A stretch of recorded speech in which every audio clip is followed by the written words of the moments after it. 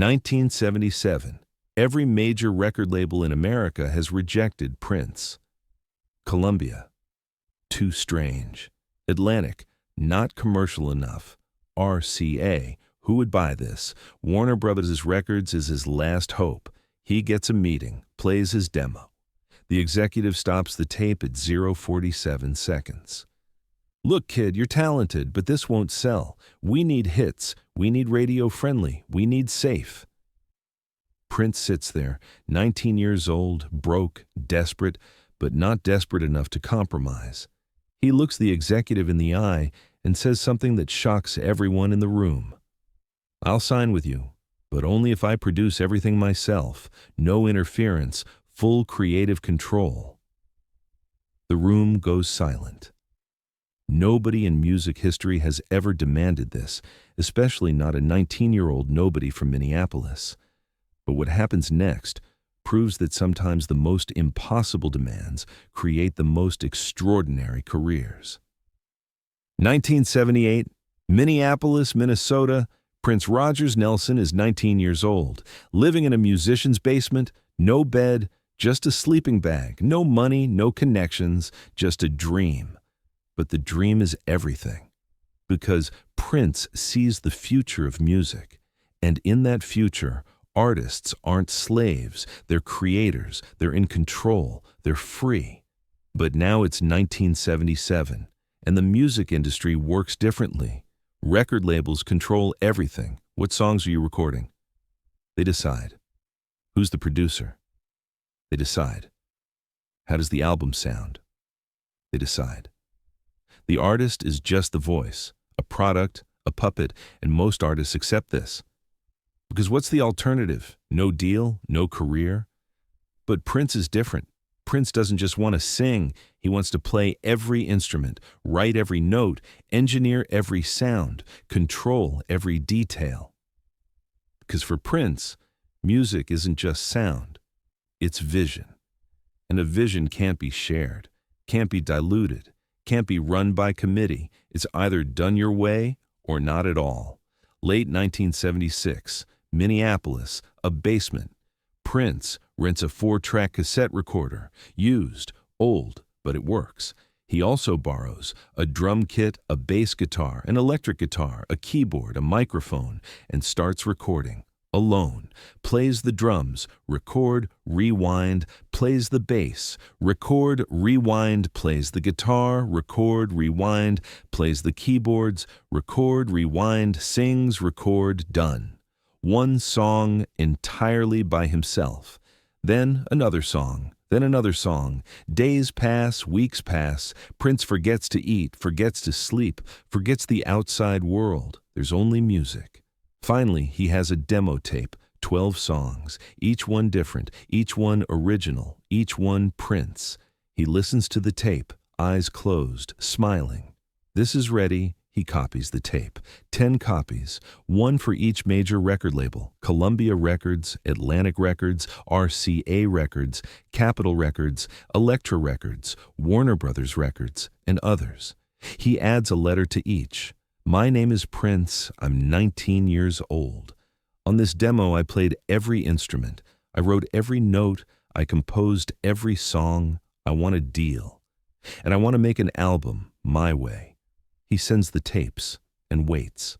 2 weeks later, first response comes. Columbia Records, rejection letter, talented but inexperienced, needs more live performance experience. Prince crumples the letter, throws it away. Okay, just one. A week later, Atlantic Records, rejection letter. Interesting sound, but not commercial enough. Doesn't fit radio formats. This time, Prince doesn't even bother reading. Straight to trash. RCA Records, rejection. Capitol Records, rejection. Elektra Records, rejection. Every letter says the same thing. Different words, same message. You're too weird for radio. You're too white for black audiences. You're too black for white audiences. You're too R&B for pop. You're too rock for R&B. You're too Prince for everything. Prince collapses, sitting on his basement bed, head in his hands. Maybe they're right. Maybe he's too different. Maybe he needs to change. Maybe he should straighten his hair, maybe soften his sound, maybe sound more normal, maybe, no. Prince lifts his head, looks in the mirror. No, they're wrong. I'm right, and I'll show them. One record label left. Warner Brothers Records, March 1977. Burbank, California. Warner Brothers Records office. Prince traveled by bus from Minneapolis. Didn't sleep, didn't eat. Just thought, this is the last chance. Don't mess it up. Walks into reception. Prince Nelson, here for a meeting. Receptionist raises eyebrow. Sees this 19-year-old kid. Jeans, t-shirt, afro hair. One moment, they make him wait 10 minutes, then 20, then 30. Finally, an assistant comes out. Mr. Nelson, follow us. He's led to a conference room. 3 executives sitting, suits, ties, serious faces. Lead executive, Mr. Thompson, extends his hand. Prince, sit down. We listen to the demo. Prince sits, hands shaking but face calm. And, he says. Thompson leans back, fingers steepled. Interesting, definitely interesting. There's talent, raw but there. Prince waits. But, Thompson continues, we have a question. Did you really play all the instruments? Yes. Every single one? Yes. Drums, bass, guitar, keyboards, everything. Executives look at each other, skeptical. Thompson leans forward. Prove it. Prince pauses. What? Prove it. Now. We have a studio downstairs. Play something. Live. Prove you're really this versatile. Prince stands up. Okay, let's go. Downstairs, small recording studio, a drum kit, a bass guitar, an electric guitar, a keyboard. Thompson leans against the wall. Go ahead. Prince sits at the drum kit, stretches his hands, then starts playing. A rhythm, funky, tight, professional, 30 seconds, stops. Goes to the bass, starts playing. The rhythm continues. Perfect. 30 seconds, stops, goes to guitar, plays a riff, sharp, clean, convincing, then keyboard, a melody, smooth and beautiful. Stops, looks at the executives. Enough? Executives silent, shocked. Thompson slowly claps.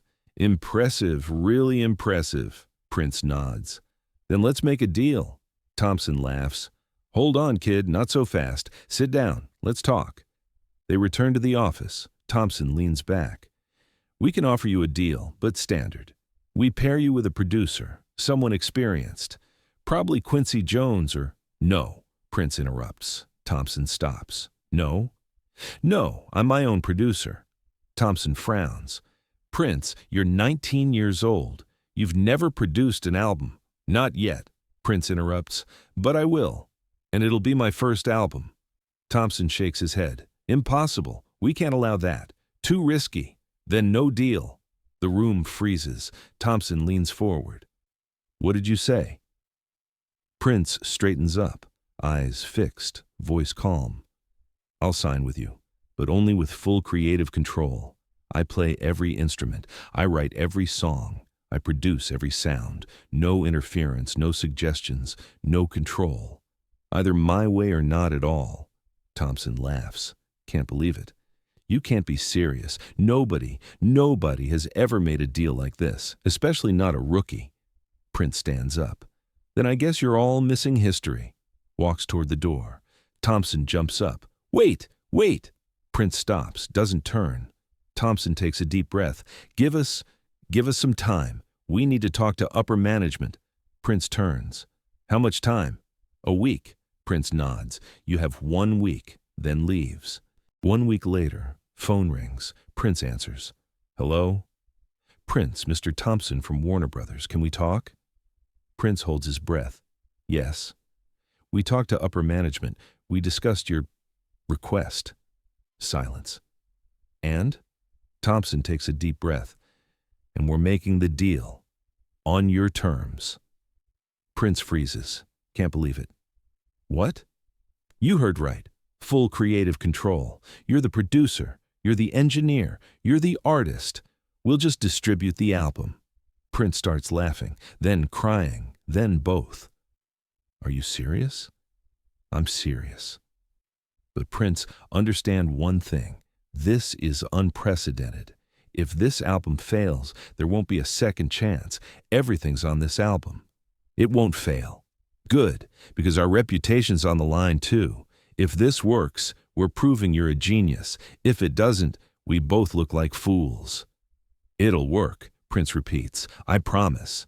Sausalito, California. Record Plant Studios. Prince enters the studio alone. No crew, no assistant, just him and the music. For 4 months he records every day. 9 a.m. to 3 a.m. Plays drums, record, plays bass, record, plays guitar, record, plays keyboard, record, sings, record, adds harmony, record, mixes, remixes, re-remixes. Studio engineers watching. Can't believe it. How does this kid know everything? Where did he learn? Nothing but genius. April 1978. Album completed. Title, For You, 10 songs, 27 instruments, all Prince. Written on the album cover, produced, arranged, composed, and performed by Prince. Warner Brothers listens to the album. They're silent. Then, slowly, they start applauding. This is incredible. This kid is a genius. We signed a star. Album released April 1978. Result? Commercially modest, doesn't hit top 20, doesn't make huge sales, but critics love it. Rolling Stone, a predatory talent. Billboard, the future of music. Village Voice, Prince is something unprecedented. And most importantly, Prince proved something. He proved an artist can control everything. He proved an artist can realize his own vision. He proved an artist can be free. Prince releases his second album, Prince. This time, there's a hit. I Want to Be Your Lover. Hits top 10. 1980, Dirty Mind. Bolder, more sexual, more Prince. 1982, 1999. Cultural Phenomenon. 1984, Purple Rain. Best-selling album, best-selling film. Cultural icon transformation. And on every album, the same line. Produced, arranged, composed, and performed by Prince. Because in 1977, he won something. Control. And he never let go of that control. Today, every artist wants full creative control. Beyoncé produces her own albums. Kanye West enforces his own vision. Taylor Swift fights to own her own masters. They're all standing on Prince's shoulders. Because Prince was first. Prince opened the door. And it all started with a rejection. It all started with a basement tape being stopped at 0:47 seconds. It all started with a 19-year-old kid having the courage to say no. Now, go back to this story and ask yourself, when was the last time you refused to compromise on your dreams? When was the last time you demanded the impossible? Maybe you never did. Maybe you should. Because Prince taught us, sometimes the most impossible demands create the most extraordinary careers. And sometimes rejection is the best thing that can happen, because it forces you to find your own way.